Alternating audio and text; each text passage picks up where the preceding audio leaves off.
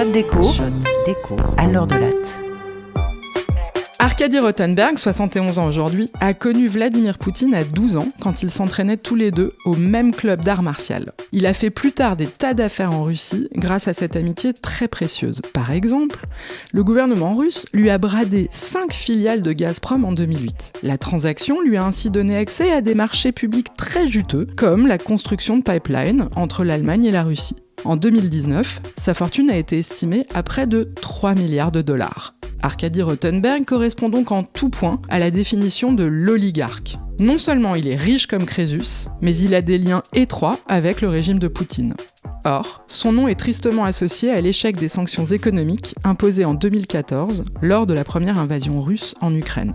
En effet, l'enquête des Panama Papers a permis de révéler que Rotenberg a réussi à acheter pour 18 millions de dollars d'œuvres d'art à Manhattan et Londres en 2014, dont un tableau de Magritte. Et le plus choquant, c'est qu'il a acheté ces tableaux seulement 8 semaines après le début des sanctions. Comment a-t-il fait ? Un des montages utilisés pour contourner les sanctions reposait sur une société écran incorporée aux îles Vierges britanniques, elle-même filiale d'une autre société écran à l'île de Man.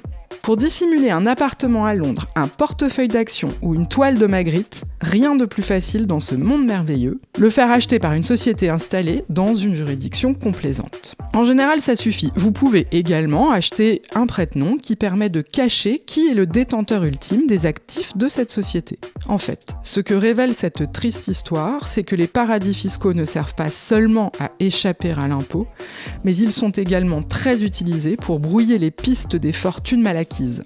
Le marché international des capitaux est donc devenu un terrain de jeu idéal pour diluer la propriété.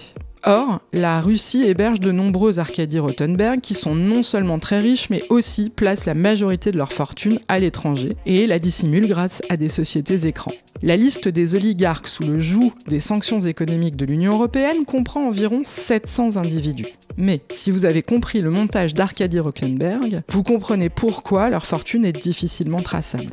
D'abord, il existe toujours des juridictions complaisantes ou incorporées des sociétés écrans qui détiennent à leur tour des filiales dans d'autres juridictions complaisantes. Or, une résidence à Londres ou en Toscane peut appartenir à une société sans que les autorités anglaises ou italiennes ne sachent le nom de la personne physique qui possède la dite société.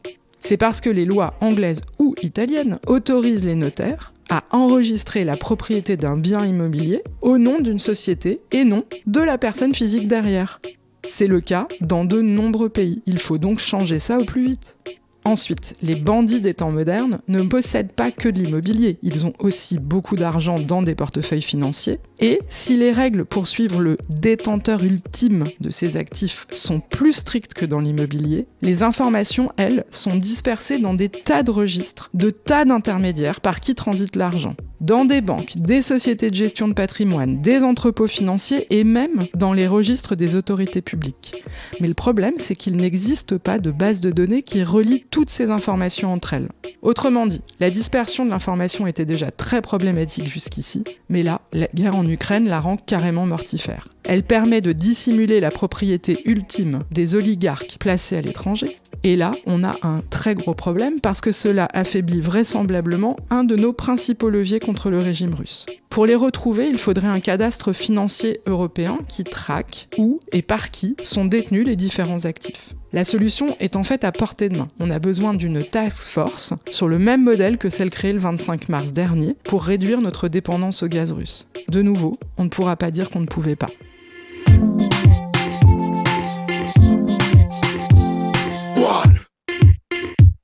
C'était un podcast de l'Université Paris-Dauphine, PSL.